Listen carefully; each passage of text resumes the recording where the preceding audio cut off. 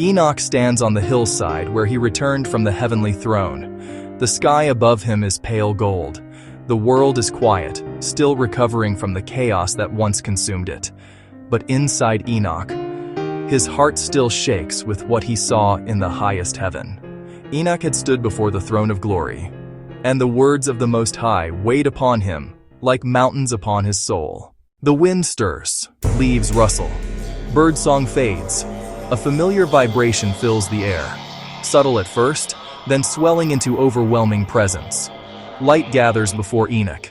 The divine voice returns. Enoch, listen, and speak my words to the watchers who sinned. Enoch's knees weaken, but he steadies himself with his staff. The air glows around him, forming a luminous chamber of light and fire. Say to the watchers, why did you leave the heights of heaven? Enoch closes his eyes as the power of the voice presses against him. You were spiritual, holy, living forever. But you defiled yourselves with the daughters of men. A rumble echoes through the valley as if creation itself reacts to the accusation. You took for yourselves wives of flesh. You became unclean with earthly blood. You fathered children not meant to exist. Lightning flashes in the sky, not as destruction, but as divine punctuation. The voice softens but grows even more solemn. You were created to be eternal, mighty, unbound by death. Your dwelling is heaven, not earth. Images appear around Enoch in visions. Angels in radiant glory, celestial realms untouched by corruption, harmony and purity of heaven. You were not appointed wives, for such earthly unions were never your purpose. The vision shifts to the Watcher's descent. Forbidden desire, broken vows, the oath on Mount Hermon, the moment their glory faded. And for this, your place above the stars is lost. Enoch trembles at the finality of it. The judgment is absolute. The air thickens. The heavenly voice grows like rolling thunder. Say to them, you shall have no peace.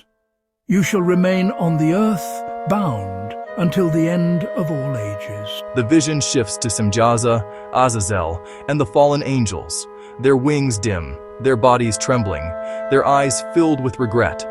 The camera holds on their sorrow, for the watchers had traded eternity for a moment of earthly pleasure. The light around Enoch twists, darkens, deepens. A strange wind blows, cold and heavy. What came next is one of the greatest revelations in the book of Enoch. The divine voice returns, now sounding like a storm behind locked gates. As for the giants born of the watchers and women, their bodies have perished.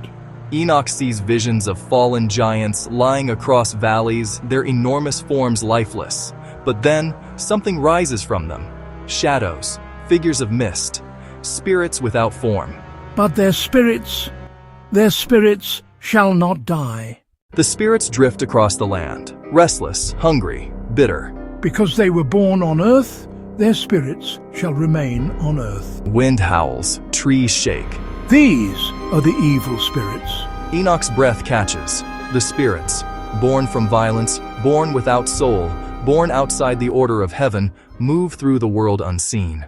They shall harm mankind, bring trouble, cause destruction, lead astray. They shall be called the spirits of the giants, and they will roam the earth until the end of days. The spirits fade into the shadows. The divine voice softens, now full of sadness. But you, Enoch, and all who walk in righteousness shall be blessed. For the spirits of men rise to heaven when they perish, but the spirits of giants shall remain on earth forever. The contrast is shown in a vision, a righteous soul ascending upwards like a star, a dark, twisted spirit drifting aimlessly along the ground. The light dissolves. The divine presence withdraws. The wind settles. Enoch stands alone again, the hillside quiet, the world unchanged, except within him. His face is pale. His hands tremble. He whispers, "Spirits of the giants, roaming the earth." He looks toward the Valley of the Watchers, where the fallen angels wait in sorrow. And so Enoch carried the words of heaven, the fate of angels, the fate of giants, and the fate of the spirits left behind. He starts walking, slowly, toward the Watcher's prison. The sun dips low on the horizon. A long shadow stretches across the land. And chapter 15 ends with a chilling revelation, the origin of the spirits that roam the earth, and the eternal consequence of the Watcher's rebellion.